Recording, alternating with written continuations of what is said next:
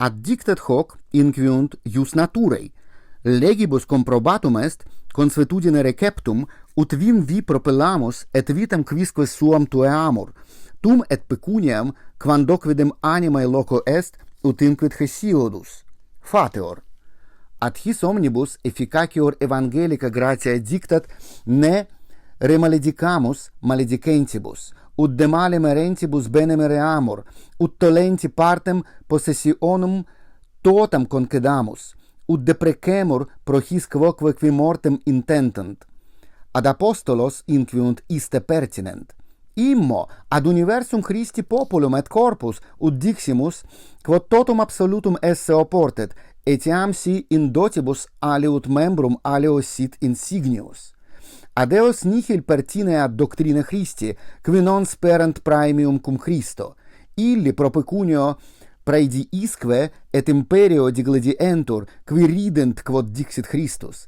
Beatos pauperes spiritu, hoc est eos divites, qui nihil in hoc mundo concupiscerent divitiarum aut honorum. Qui felicitatis summam in his collocarunt opibus dimicant protuende vita, sed qui non intellegunt hanc mortem esse potius, quam vitam et piis immortalitatem esse separatam.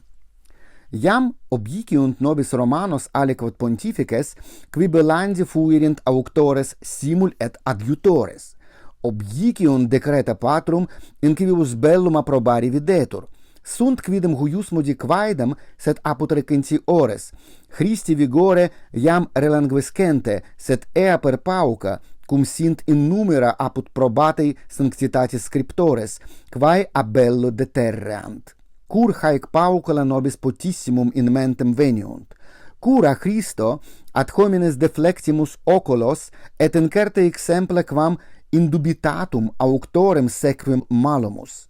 Romani pontifices primum homines fuerunt, de inde fieri potest ut fuirint male persuasi, ut fuirint parum attenti, denique ut parum prudentes aut pii, quamquam ne in istis quidem comperies hoc genus bellorum, quo nos assidue conflictamur approbatum fuisse, id quod clarissimis evincerem argumentis, ni fugerem digressioni longius immorari. Laudavit divus Bernardus Bellatores, sed ite laudavit ut nostram omnem damnet militiam. Quamquam cur me moveat potius Bernardi scriptum aut Tomai disputatio quam Christi dogma, qui in totum vetuit ne malo resistamus, nimirum eo more, quo vulgus resistit. Sed licet inquiunt, unum maleficum afficere supplicio, licet igitur, et civitatem ulcisci bello. Quid hoc loco responderi possit prolixius est quam ut sit replicandum. Illut modo dicam. Hoc interesse, quod in judicis convictus dat poenas legibus, in bello utraque pars alteram ream agit. Illic ad eum modo redit malum qui laesit, exemplum ad omnes pervenit. Hic maxima pars malorum in eos redundat, qui minime digni sunt malo, nempe ad agricolas, ad senes, ad matronas, ad pupillos, ad virgines, ceterum, si ex re omnium pessima quidquam omnino commodi potest collegi, it totum ad sceleratissimo aliquot latrones derivatur, ad militem mercenarium, ad strenoos praedones, ad pauculos forte duces, quorum artificio bellum in hoc ipsum fuirat excitatum, et quibuscum numquam melius agitur quam in summo republicae naufragio. Illic uni non parcitur, ut omnium consulatur saluti. Hic ut paucorum aut unius fortasis vicem ulciscamur, tot hominum milea nihil commeritorum crudeliter affligimus. Praestat paucorum admissum impunitum omitti quam, dum unum aut alterum in poenam deposcimus incertam, nostros pariter et finitimus et innocentes hostes, sic enim vocamus, incertum adducere discrimen. Satius est relinque vulnus, cui sine gravi tutius corporis pernicie mederi non queas.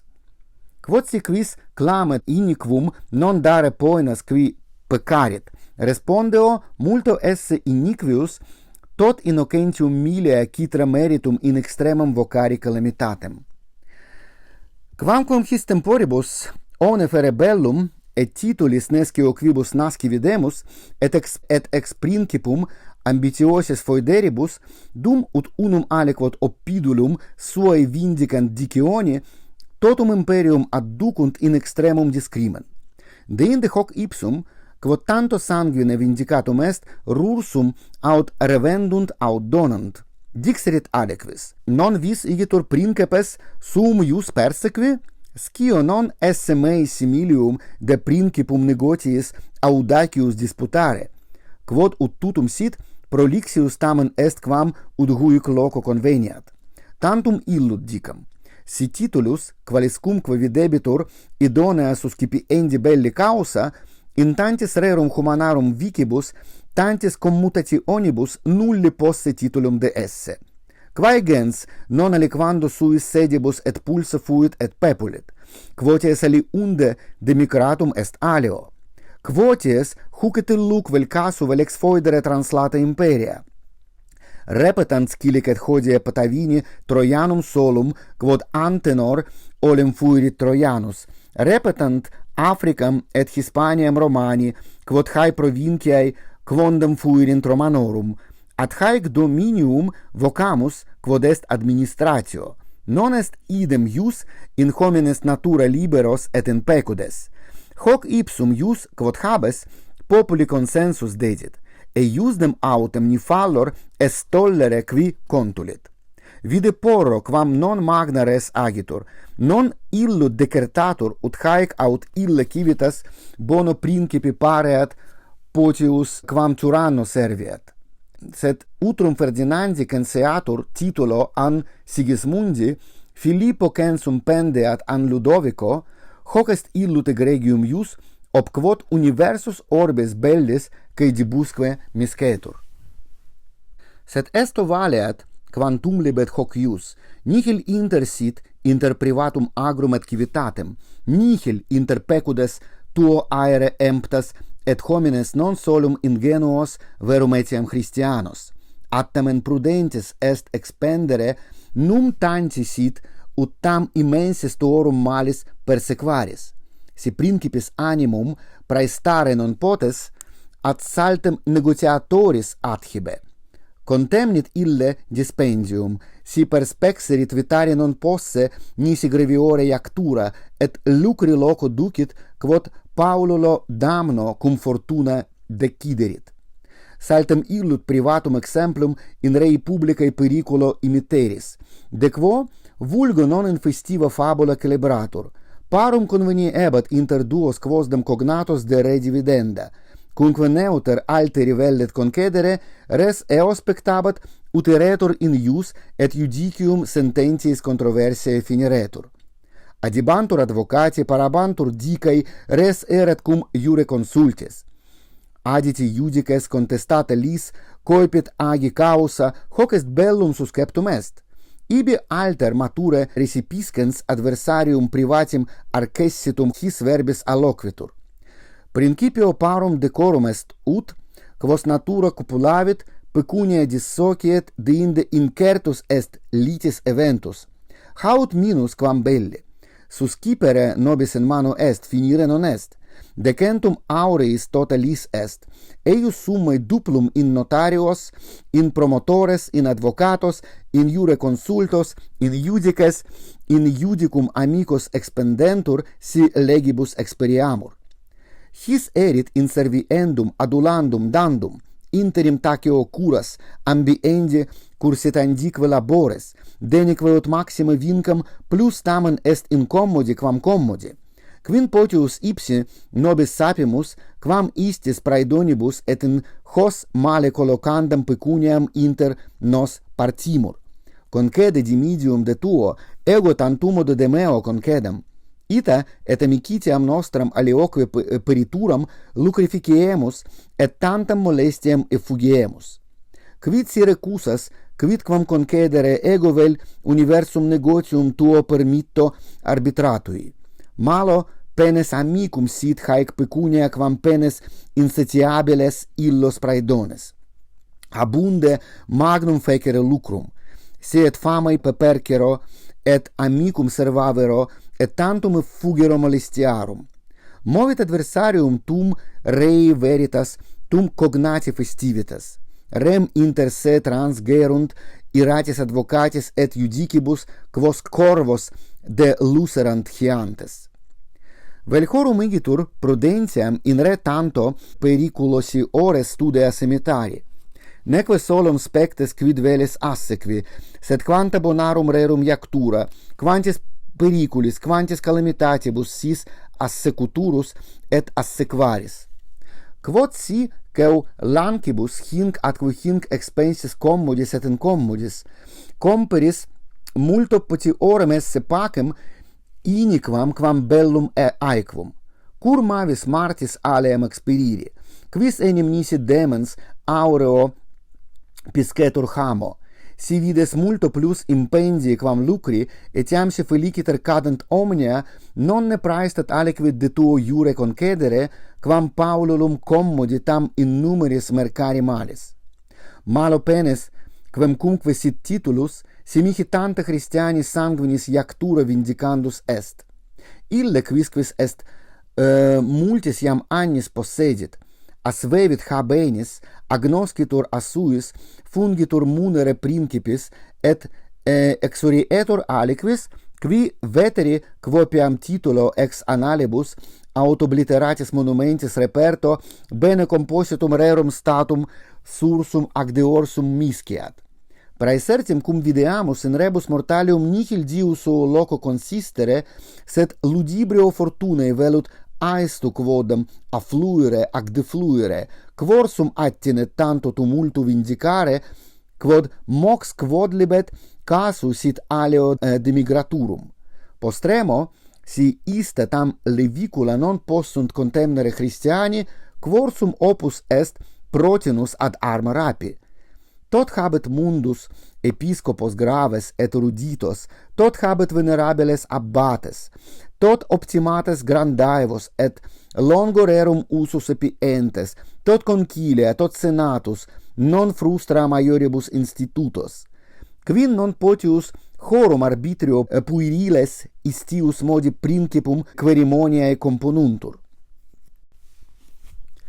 Sed honestior est lorum oratio qui praetexunt ecclesiae defensionem, quasi vero populus non sit ecclesia, aut quasi tota ecclesiae dignitas in sacerdotum opibus site sit, aut quasi belles ac stragibus orta provecta constabilita sit ecclesia, ac non potius sanguine tolerantia vitaeque contemptu. Mihi sane ne hoc quidemado probandum videtur, quod subinde bellum molimur in turcas. Male profecto agitur cum religione Christiana si illius incolumitas a talibus pendet praesidiis. Neque consentaneum est his initiis bonos gigni Christianos. Quod ferro paratum est, ferro vicissim amittitur. Vis turcas ad Christum adducere? Ne ostentemos opes, ne militum manum, ne vires, videant in nobis non titulum tantum, sed certas illas hominis Christiani notas. Vitam in noxiam, studium bene merendi etiam de hostibus, invictam omnium in iuriarum tolerantiam, pecuniae contemptum, gloriae neglectum, vitam vilem. Audiant caelestem illam doctrinam cum huius modi vita congruentem.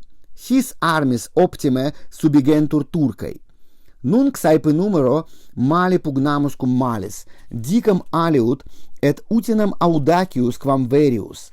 Si titulum crucisque tollas insigne, turcae cum turcis digladiamur.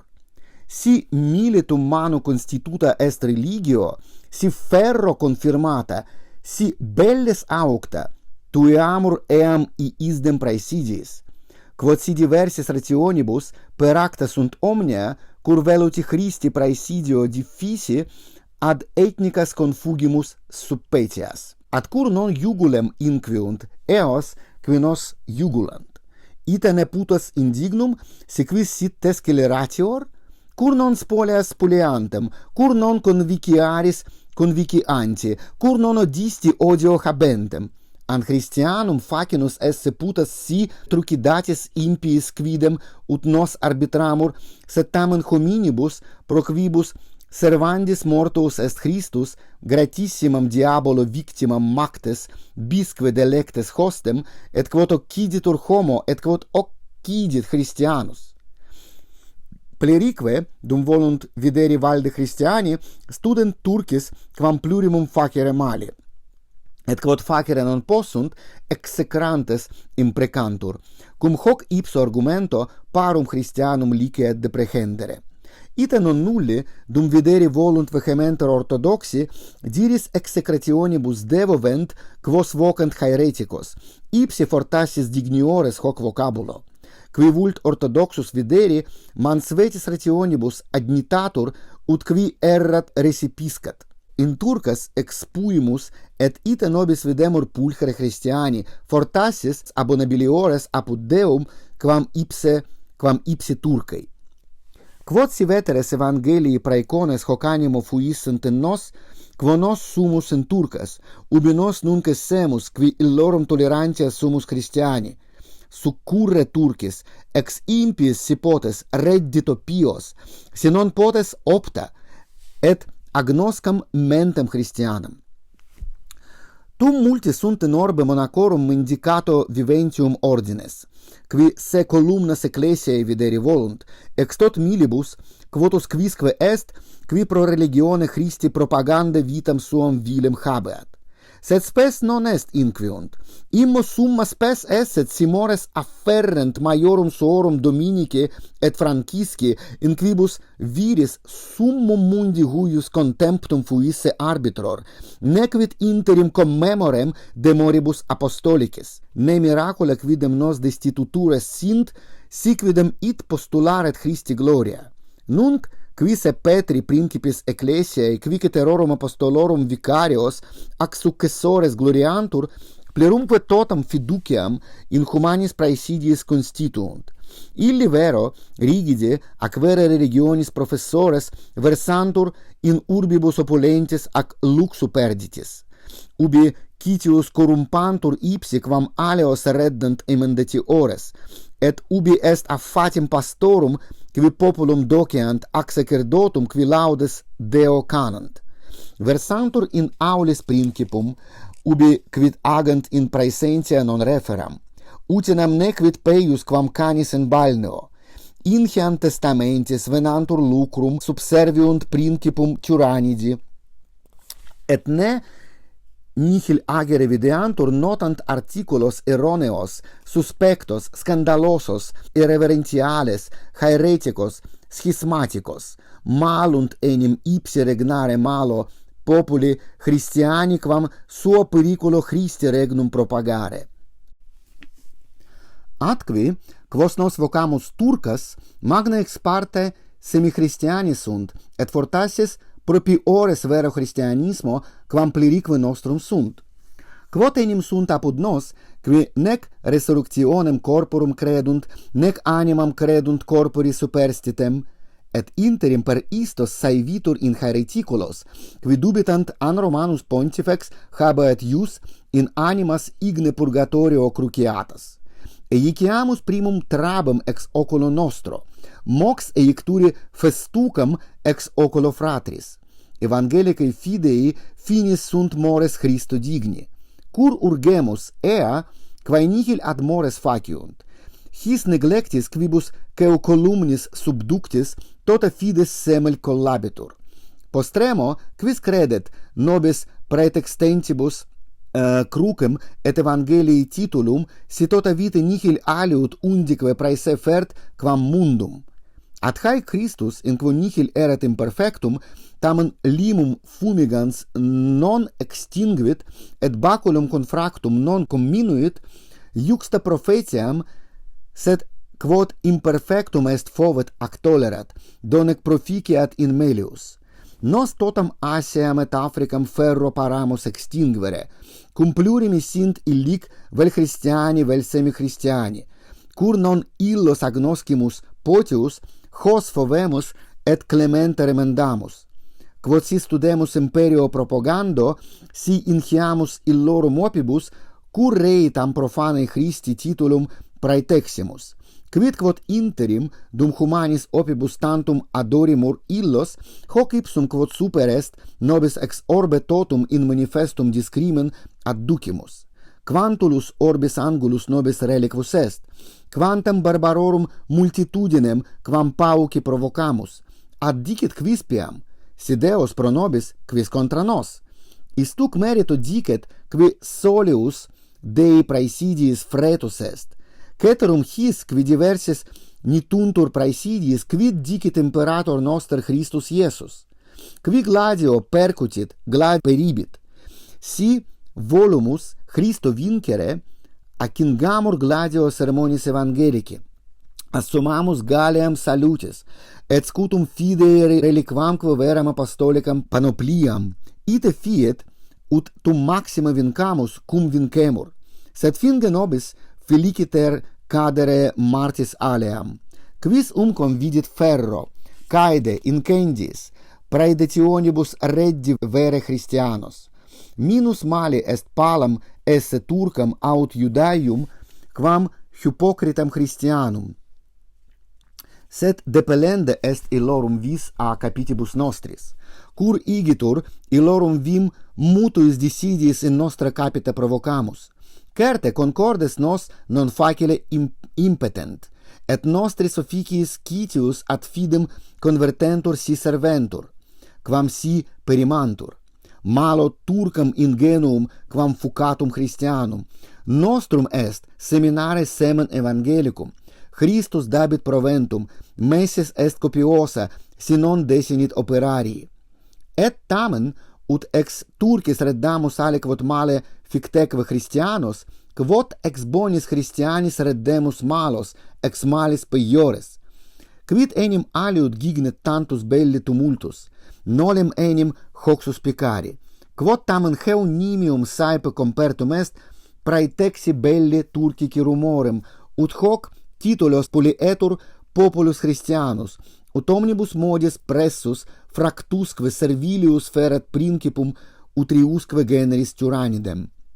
Non haec dixerim, quod in totum damnem expeditionem in turcas si nos ultro impetant, sed ut bellum cui Christum auctorem praeteximus, animis Christianis Christique praesidiis geramus.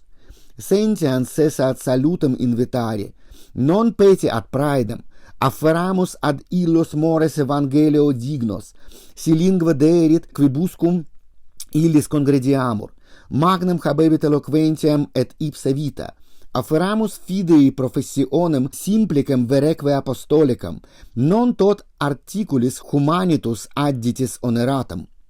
Ea putissimum exigamus ab illis, quae nobis aperte sacris voluminibus et apostolum litteris tradita sunt. In paucis facilior erit consensus, et facilius constabit concordia, si in plerisque liberum erit in suo cuique sensu abundare, tantum ut absit contentio.